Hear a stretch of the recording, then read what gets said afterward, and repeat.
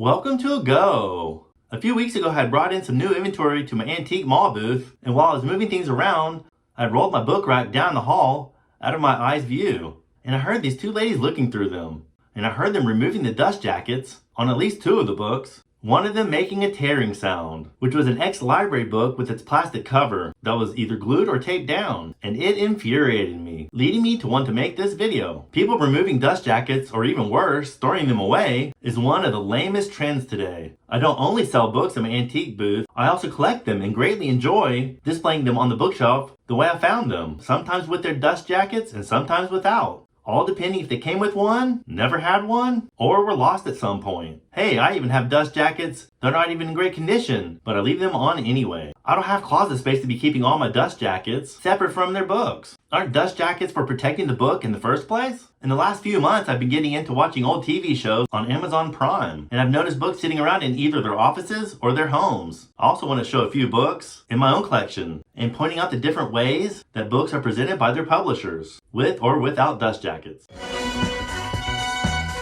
The first show we watched on Amazon Prime was the TV series Dallas, spanning 14 seasons from 1978 through 1991. As in both of the main offices of the Ewings, there are books on their desks that are proudly displayed between bookends, of which these particular books were made without dust jackets, showing off their leather-bound workmanship, of which I'll be showing you an example that I have in my collection.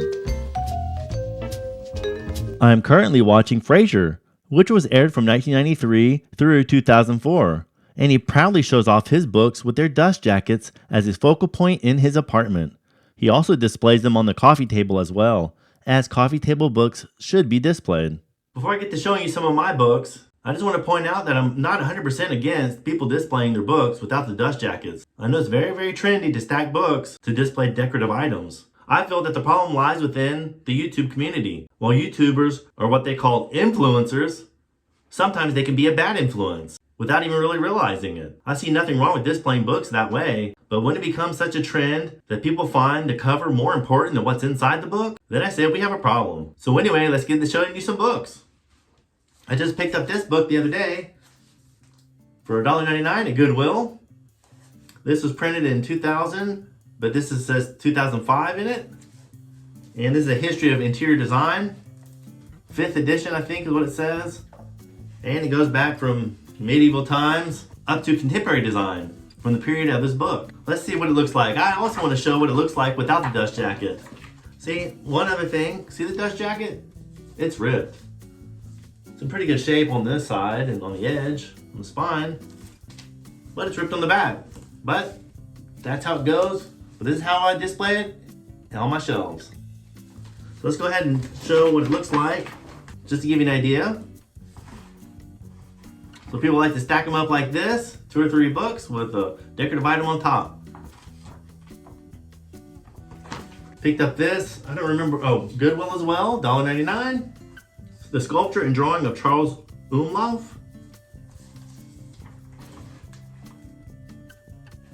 Okay, let's take this cover off. There you have it. Oh, that's what I was going to point out too. When I'm showing these books, see, some books are made to have dust jackets. They originally were made with dust jackets. I really like this one here. This is a cloth bound book. It has a plastic cover on it. The Museum of Modern Art, New York. I really love books with these plastic covers. It actually has printing on it, silk screen on it, on the cover, but not on the book itself.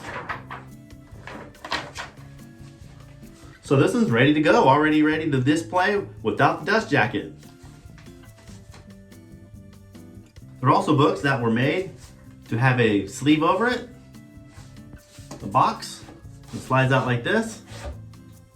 See, this is the World of Marcel Duchamp. This is a whole complete series of books. Okay, let's get that. Here's another one with the dust jacket. Architects on Architecture. The interior of the book. See what it looks like without the dust jacket. And that's how people like to display their books. Like I said, I prefer not to.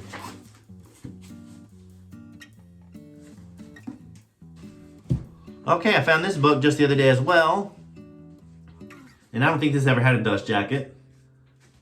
American Machinist Handbook, dated 1940. I think this is where it all started. People started collecting these and displaying on the shelf. And then it started getting the coffee table books, ripping off the dust jackets and displaying without them. So a lot of these trends, just like furniture painting, begins one way until it gets to the extreme. And that's what happened with books. So it's a very neat book here. Tons of text.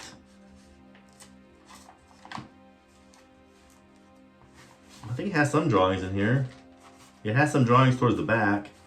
I have this book. This is a soft cover paperback. This is the paperback on modern sculpture. I love this book. Tons of brutalist art in it.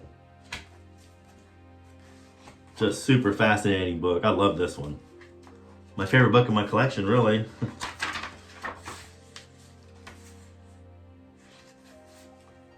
So this was never made with a dust jacket, just like this. A book by Hieronymus Bosch, of Hieronymus Bosch. And it was made with a dust jacket. Let's check to see what it looks like without it. Be very careful, don't rip it off.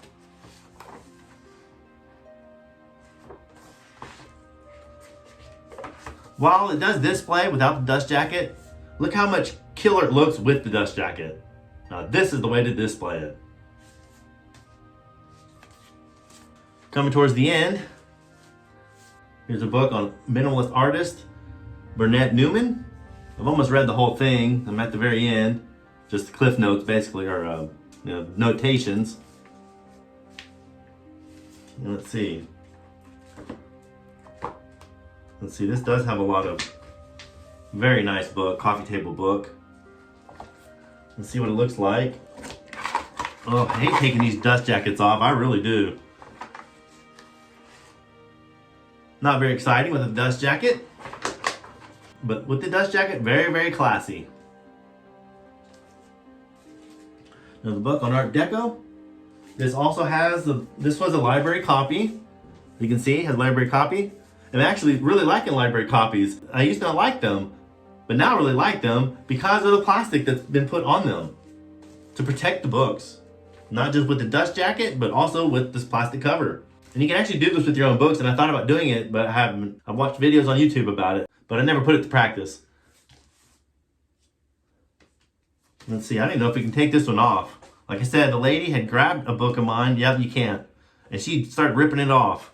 Oh boy. No, no, no. Gorgeous with the dust jacket. Okay, here's another way that books are published. And that is with no dust jacket, and the actual cover is printed. So it has this art on it. It's a very heavy textured fabric by James Searles. And I know this did not come with a dust jacket because I actually have another copy of it still in its plastic.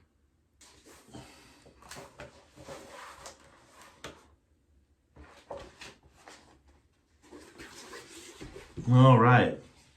Last but not least, the video clip that I showed you from the TV show Dallas, I found myself my own copy. I was super excited about this. I picked this up at Goodwill for $1.99 just the other day as well. This is Moby Dick. And this is, I think it's leather bound, high quality. Books that are intended to not have dust jackets will most often look like this. Very, very classy. This is by Easton Press out of Connecticut. And these are really highly sought after today, and I see them quite a bit on auction sites online. Now I finally have my own example from Easton Press, and I'll be keeping this in my collection. I hope you enjoyed this video, and have a new appreciation for displaying books with their dust jackets. Please subscribe to the channel and hit the bell to be notified of all future videos. So thanks for stopping by, and we'll catch you next time.